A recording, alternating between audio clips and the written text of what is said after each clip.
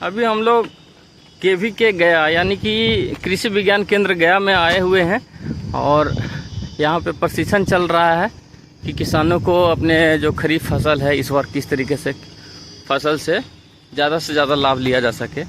आपको दिखाते हैं अंदर में कि क्या यहाँ पे सिखाया जा रहा है किसानों को और क्या बताया जा रहा है। चलिए।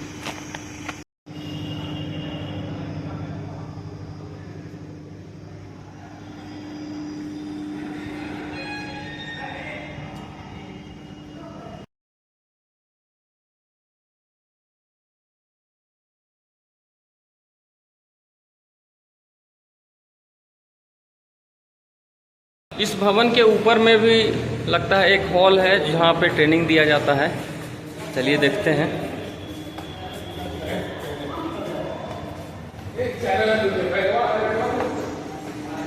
ये मानपुर में है कृषि विज्ञान केंद्र, गया के मानपुर में, बिहार राज्य गया जिला और मानपुर। यहाँ पे मेहता पेट्रोल पंप है सामने में, आप देख सकते हैं।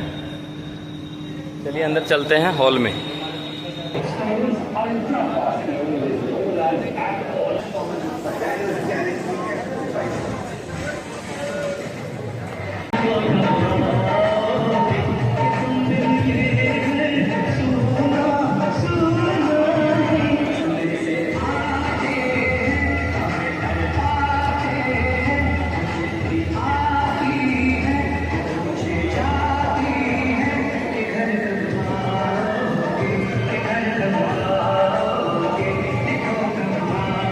का उद्घाटन करते हुए हमारे गणमान्य अतिथि, बहुत बहुत धन्यवाद सर इस उद्घाटन के लिए।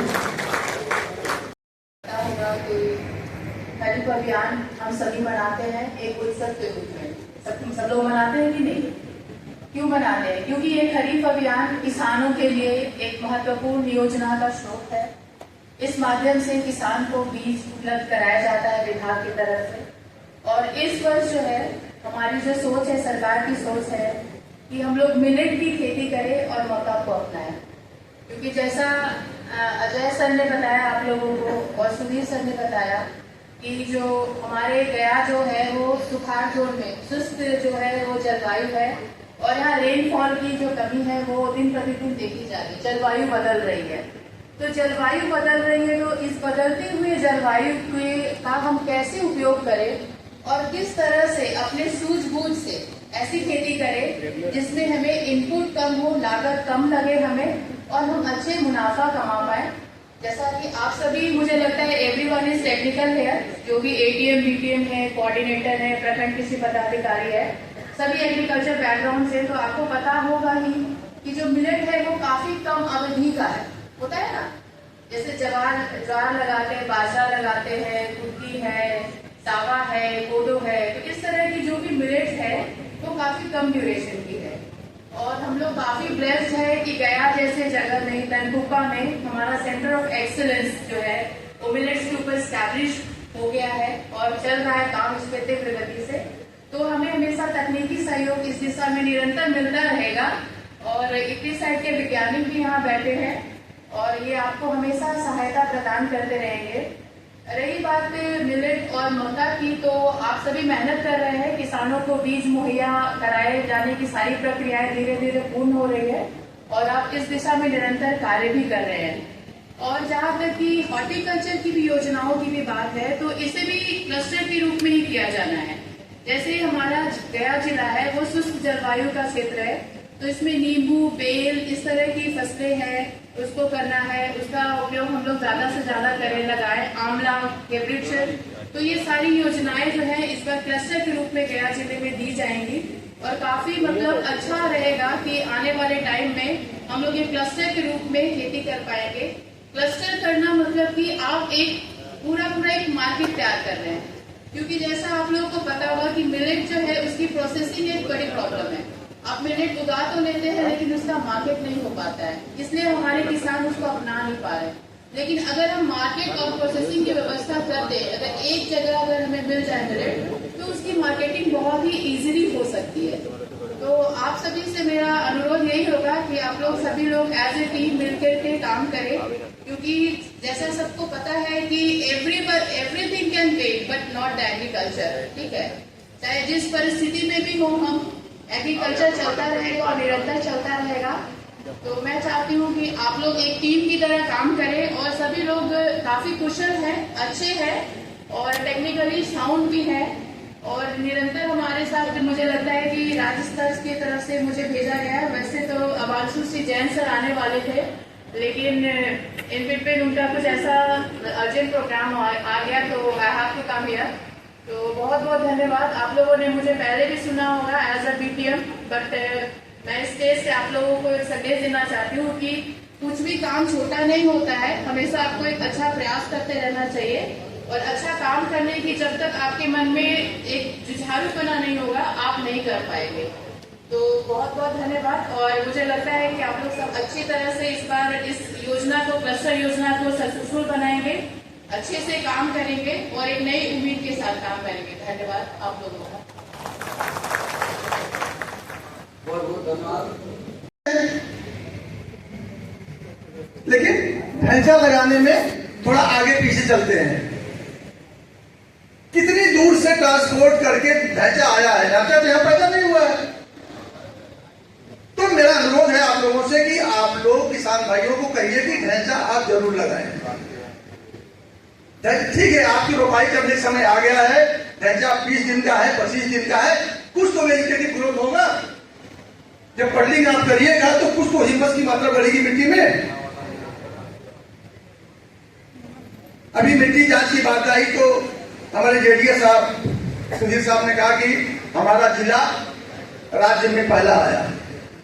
कितनी अच्छी बात, कितना अच्छा लगा। लेकिन जांच कब होती है? जब कोई समस्या आती है। अभी आप डॉक्टर के यहां जाते हैं, बड़ा सा पर्चा, 500 रुपए दिए फीस, तुरंत तमाम जांच लिख देते हैं। क्यों लिख देते हैं? कि वो जांच के ही ऊपर आपके दवाइयां लिखना शुरू करेंगे। उसी तरह से जब मिट्टी जांच होगी तब आप बताएंगे कि डीएपी, यूरिया, पोटाश का प्रयोग इतना करिए। ये किसान आज जब से योजनाएं चल रही हैं,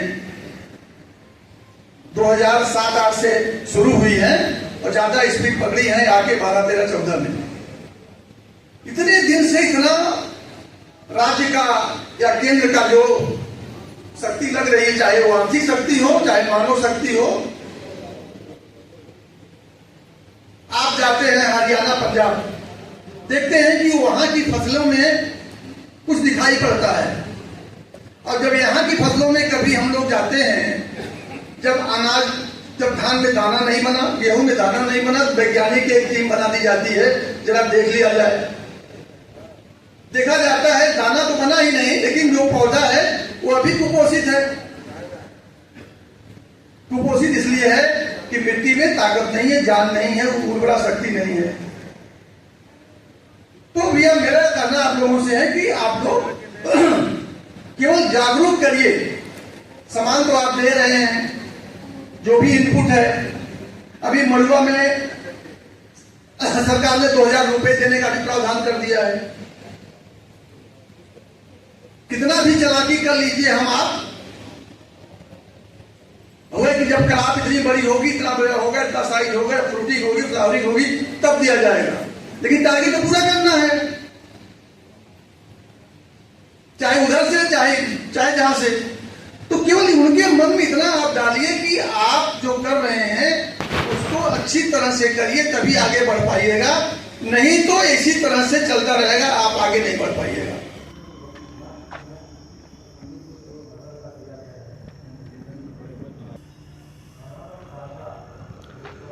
तो दोस्तों, आप लोगों ने देखा कि यहाँ पे कृषि विज्ञान केंद्र मानपुर, जो कि गया जिले के, बिहार राज्य के गया जिले में है, यहाँ पे खरीफ की फसलों को और मोटे अनाज को किस तरीके से प्रमोट किया जाए और किस तरीके से खेती की जाए, यही यहाँ पे जो है अधिकारीगण बता रहे थे किसान सलाहकारों को, ताकि वो लोग जा कर के और किसानों को समझाएंगे कि किस तरीके से खेती करनी है और किन अनाजों की खेती करनी है। तिल की खेती पे भी सुदामा जी जो हैं उन्होंने जोर दिया कि तिल की खेती, गया ज़िले में तिल की खेती को बढ़ावा देना है।